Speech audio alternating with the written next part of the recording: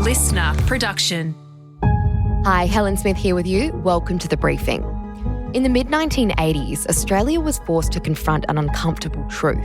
Hundreds of suspected Nazi war criminals had quietly made this country their home. They'd slipped in after World War II, living unremarkable lives in the suburbs, hiding in plain sight. Leading the effort to uncover them was the Special Investigations Unit, a team tasked with tracking down those they thought escaped justice. Prosecutor Graham Blewitt was at the heart of that search. In this special bonus, we're sharing the first episode of Secrets We Keep Uncovered with you. You'll hear investigative journalist Joey Watson sit down with Graham Blewitt to revisit that extraordinary investigation and what it reveals about Australia's long, complex history with the far right. A quick warning, this episode contains descriptions of war crimes that some listeners may find distressing.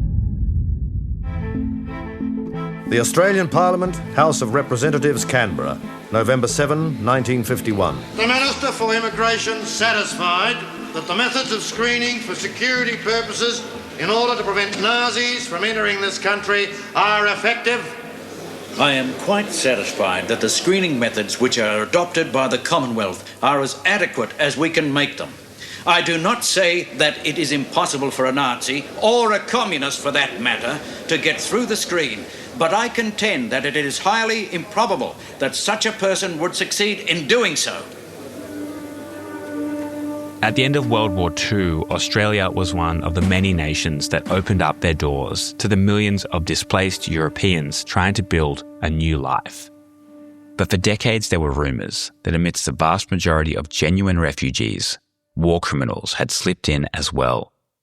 And in 1986, an ABC investigation revealed that Australia had provided sanctuary to thousands of Nazi war criminals. To Yugoslavia. At that time, emigration of displaced persons from Europe to Australia was handled by the International Refugee Organisation. No member of the Ustashi was eligible for assistance to emigrate. The Ustashi, who were based in Croatia, had collaborated with Nazi Germany's secret police and security force. The ABC proved that no Nazi collaborators, such as Srećko Rova, amongst others, were living their lives in Australia. Srećko Rova arrived in Australia on November 8, 1950, as an assisted migrant, carrying IRO identity documents. Information given to the Australian Commonwealth Police by Srećko Rova. What role did you take under Pavelić? During the war, I was an army officer in the Croatian army. Now, Pavelić, of course, collaborated with the Nazis when they were in Yugoslavia. Oh, I like to correct that Nazis. That word Nazis is always used as a very decorated word. This report from journalist Mark Ahrens triggered the Australian government to set up a unit that would conduct a global investigation to prosecute suspected Nazi collaborators who'd been living out their lives in Australian suburbs. In 1998, I left the National Crime Authority and became the Deputy Director of the SIU. For more than 20 years, Graham Blewitt had made a name for himself successfully prosecuting some of the biggest drug trafficking syndicates in Australia. After the ABC report went to air, Blewitt was handpicked to lead an extraordinary mission, attempting to gather enough evidence to bring alleged Nazi war criminals to justice. It was called the Special Investigations Unit, or the SIU. By that time, Mark Ahrens had given to the SIU all of his interviews, basically just handed over lock, stock and barrel to the SIU and formed part of the evidence base that we were working on. So I walked into that after all that had happened. And what was the extent of the problem that Mark Ahrens had uncovered? He believed there were literally hundreds, if not thousands, of Nazi collaborators who had entered Australia following the Second World War. He further discovered that some of those were allowed to enter Australia with the government knowing that they were in fact Nazi war criminals, and they chose to ignore that and to use these people. In fact, some of them were recruited by ASIO to assist in the fight against communism, because after the Second World War, the perceived threat to the West and to Australia was the spread of communism. ASIO, as in Australia's domestic spy agency. So what better way to engage in that fight than to employ or engage people who had been involved in that fight themselves. And that was the Nazis fighting the Stalin forces in the Soviet Union. So ASIO had in some instances used Nazi collaborators. They did, yes. Right. And knowing who they were, and allowed them to enter Australia to specifically undertake that task of assisting with the fight against communism. And Mark Aarons had uncovered that in his own investigations. Of course, we tried to get access to ASIO files to use that material to help us in our investigations, but the door was shut firmly in our face and we didn't get access to that material at all. In 1988, new laws were introduced by the Hawke government that allowed the prosecution of Australian citizens for war crimes committed during World War II overseas. This included people who had migrated to Australia decades earlier and become citizens. Still, there was scepticism that Australian authorities could gather enough evidence to successfully take anyone to court. They had to investigate war crimes that had happened overseas decades earlier.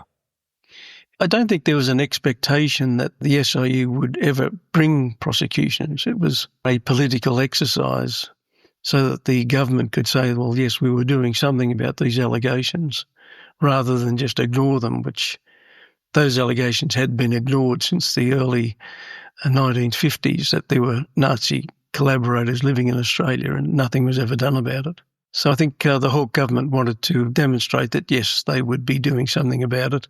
And that also coincided with similar investigations being undertaken throughout the world in Canada, the UK, the USA.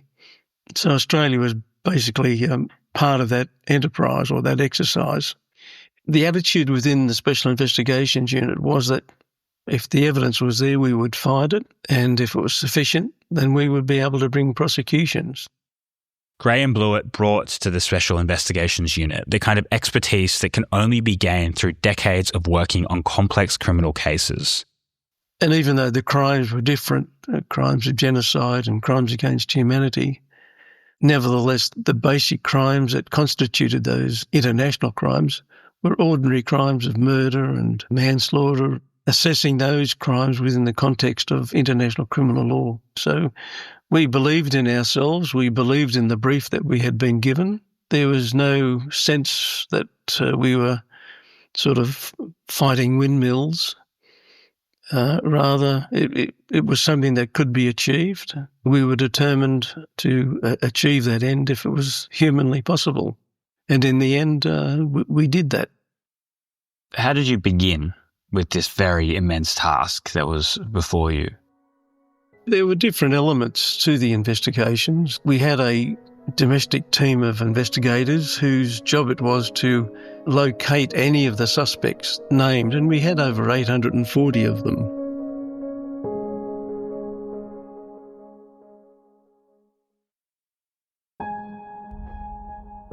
So you had a list of 840 that you compiled. Where had that material come from? They came from various sources. When these allegations arose through the broadcasts of Mark Aarons, he identified about 70 people. And over the years, other allegations were received from other war crimes units around the world investigating cases, from sources such as the Simon Wiesenthal Centre. The Simon Wiesenthal Centre is an international Jewish human rights activist organisation well known for its Holocaust research and the hunt for Nazi war criminals all around the world. But the Special Investigations Unit also received intelligence from a Cold War enemy, now turned unlikely ally. The Soviet Union had requested the extradition of several people, and they had also sent information with lists of people living in Australia who were Nazi collaborators. And what was the spectrum of accusations against them? Ranging from just bare allegations that this man had committed a crime in some place without any specifics, to the other end of the spectrum where the allegations were quite specific, from something very benign to something extremely serious. The total number of allegations was over 841. there were several police investigators whose job it was to track these people down. And that was a fairly laborious process of checking birth, deaths and marriages records, electoral rolls, telephone books and things like that. And in the end, if they could be located, then it was a case of assessing whether they were fit enough to stand trial. This required some reconnaissance work. Some discreet surveillance was undertaken. If we located somebody and we thought we had a case against them, then we just watched them where they were going just to see whether or not they were physically or mentally capable of standing trial. So those investigations were taking place, and that was an ongoing process. So you have to find out who's alive, firstly, and the ones that are alive you start monitoring, because I suppose if they're not fit then to stand trial, then it wouldn't be worth investigating them anyway. We would only monitor them if the investigation had reached the point where we thought this investigation is likely to result in a prosecution. So we didn't sort of surveil everybody. It was only when an investigation reached the point where we thought, well, this investigation is growing legs and it might result in a prosecution. So from this list of 840, you start to pick ones that might be more likely to be true or to be people that you could potentially charge? How do you do that as an investigator? Well, it was just a case of examining the material that we had available in relation to each. This then moves on to the second phase of how we undertook our investigations. Once we located somebody, and when we examined the material that we had, if it looked promising, then we would commence the investigations. And that involved the historians based in the office, examining the various material contained in archives throughout the world, particularly in Germany. Those archives contained captured Nazi documents, and there was, thousands and thousands and thousands of documents. So it was a case of historians going through that material, trying to locate documents relating to the activities of our suspect or the military unit involved in the executions. So you were directing historians? Yes. What was that relationship like? That would have been interesting. It was interesting. It was, they were just part of the team, and the chief historian in the office was a renowned Holocaust expert, and he was directing the activities of a number of other historians working in the unit. And those historians also had connections with their colleagues working in the United States, Canada, and Great Britain. So they were working together to try and identify and locate documents that were relevant to our investigations. Then there were the what I would call the criminal investigators, the ones trying to locate witnesses and interviewing them. And there the sources came from various places. For example, we found witnesses living in the United States and in Israel and in Germany. During its investigations, the Special Investigations Unit found credible evidence suggesting 3 men living in Australia had potentially committed 3 separate atrocities in Ukraine, which was part of the Soviet bloc at the time. The next natural step in the investigation was to find and interview these witnesses, but there was a catch. Many of them still lived behind the Iron Curtain. In an almost unthinkable move for the Cold War era, Special Investigations Unit Director Bob Greenwood managed to secure a mutual assistance agreement with the Soviet Union's war crimes prosecutor. They allowed the Special Investigations Unit unprecedented access behind the Iron Curtain. In 1989, the Soviet Union agreed that we could send investigating teams into the Soviet Union. So we sent several teams to interview witnesses and to examine crime scenes where atrocities had been committed. We sent teams to Latvia, Lithuania, and I was on the team that went into Ukraine. We had several suspects to investigate there. The Australian team arrived at the depths of winter and experienced a rare insight into what life was really like in the Eastern Bloc shortly before its demise. The Soviet Union was in the state of decline. The Soviet Union was collapsing. There was very little food in the shops. The hotel that we stayed in, that's where we had most of our meals. We had breakfast and dinner in the hotel, and there was very, very little food. And we were just basically given what they had. So it was sparse eating, but a lot of drinking. The local procurators would sometimes take us out to a function where there would be speeches, and we'd meet the local mayor. And so there was our small team, which consisted of 5 people, and these numerous prosecutors and other dignitaries. And every meal there was vodka. So they would toast us to friendship. And so we'd be given a glass of vodka, and you'd have a sip, and they would protest and say, no, you've got to drink it all down, because, you can't have half a friendship, you've got to swill it down. So we did that. We didn't realise we had so many friends, all the toasts to friendships. There were a couple of occasions where I was legless, and some of the smarter people in the team would sort of sit because I was basically the leader of the team, the most senior person on the team, so the focus would be on me. And the others would sit themselves around the table near pot plants and things like that, so that when the time of the toast would come, the vodka would end up either on the floor or in the pot plant. But I couldn't do that, so there were some horrible nights when you just couldn't avoid it, and the majority of the procurators were alcoholics. They were just, it was hopeless. Did you ever get into any danger, any trouble? Yeah. Given the fraught relationship between the Soviet Union and Australia's traditional allies like the United States and Western European countries, the Special Investigation Unit's team had been warned by the Director of Public Prosecutions, the DPP, to be careful. The DPP were quite concerned about the possibility that the Soviets were setting us up, that the witnesses had all been basically instructed what they had to say. In an attempt to overcome that dilemma perceived by the DPP, it was agreed that we would videotape all of the witness interviews in the Soviet Union.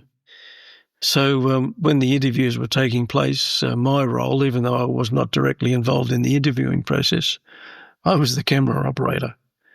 And it was believed that that process would help satisfy a jury that these witnesses were telling the truth, that they could see the interviewing process and they could see that there was no Soviet official there prompting them as to what they should say. And it would also record, their faces, and you could determine or help determine whether or not they were being truthful or not. The majority of these witnesses were, without being unkind, were peasants from outback Soviet Union who had never left their villages.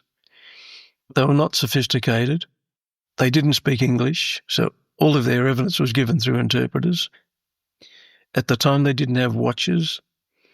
They would determine when something happened by the weather or the season or the time of day by the sun. So they couldn't say that something happened at 8 o'clock in the morning. They would say it was in the morning in spring, and maybe they could give a month. The Special Investigations Unit team spoke to dozens of witnesses. They found people who told them about the alleged war crimes firsthand. The stories they heard were harrowing. One of the witnesses he walked us into the middle of this forest, and there were no tracks or markings or signposts or anything. He stood, looked around, got his bearings and said, if you dig here, you will find the mass grave. This site was located on the outskirts of the village of Sereniki in Ukraine. The mass grave was located within a forest that had been planted after the execution of the Jews of Sereniki. The Special Investigations Unit heard that there were hundreds of bodies buried in the forest.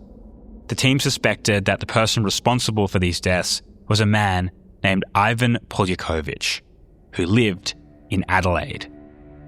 This location was also thought to be the burial site for 3 people who'd been killed in an incident that even today Graham Blewitt remembers as being one of the most disturbing of the whole investigation. And that was an allegation that the accused Polyakovich had lined 3 people up standing behind each other and attempted to kill all three of them just using the one bullet. I found that incident a bit bizarre and strange, so that stuck in my memory. I think professionally we were able to detach ourselves from the emotions of what we were hearing. We were hearing this type of evidence all day, every day. So you got used to the sort of the horror of what it was that these people were saying they had witnessed. By the end of their trip, Graham Blewitt and the team were confident in what they'd found. We then returned to Australia, submitted to the Director of Public Prosecutions that in our view the evidence we had gathered would be sufficient to charge this guy Polyakhovich with war crimes. And the DPP took the view that he wanted to be assured that there was in fact a mass grave.